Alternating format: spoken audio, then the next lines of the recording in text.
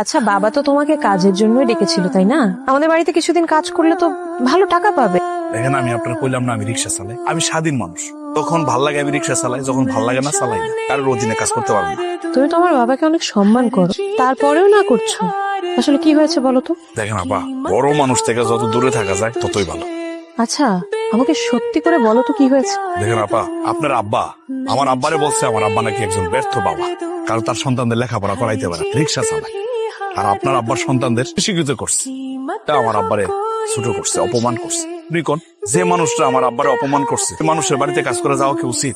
এই জন্য বলছি বড় লোকদের কাছ থেকে যত দূরে থাকা যায়। বাবা যে কথাগুলো বলেছে একদম ঠিক করেনি, ভুল বলেছে। আমি সরি বলছি।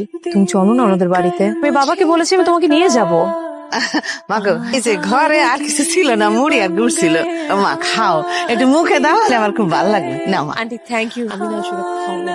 মা, আরে কি কও, এলো বড় লোক মানুষ, এরা কি এগুলা খাইবো? আমি না ওভাবে কোনো কিছু ভেবে বলিনি। আন্টি জান তো ভালো লাগছে না? আরে মিতু, আসসালামু আলাইকুম। তুই সুজন রূপে পেলি? বাবা, আমি সুজনদের বাড়িতে গিয়ে সুজনকে নিয়ে এসেছি। সে আমাকে বলছে রিক্সা চালানো বাদ দিয়ে যদি আমাদের বাড়িতে কাজ করে সংসার চলবে। কি আশ্চর্য!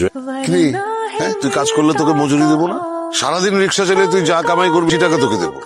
আমিও তাই বলেছি। তারপরে ওকে নিয়ে বাজারে গেলাম, বাজার করে নিয়ে আসি। খুব ভালো করেছিস, খুব ভালো করেছিস। তাহলে সুজন এক কাজ করে, যে এই বাজার সাথে গুলো রান্নাঘরে রহিমার মার কাছে দিয়ে দে, সুন্দর করে রান্না করতে, আর মাছের মাথা দিয়ে মুড়ি ঘন্ট করতে বলবি। হ্যাঁ, আমি তাহলে বাইরে যাই।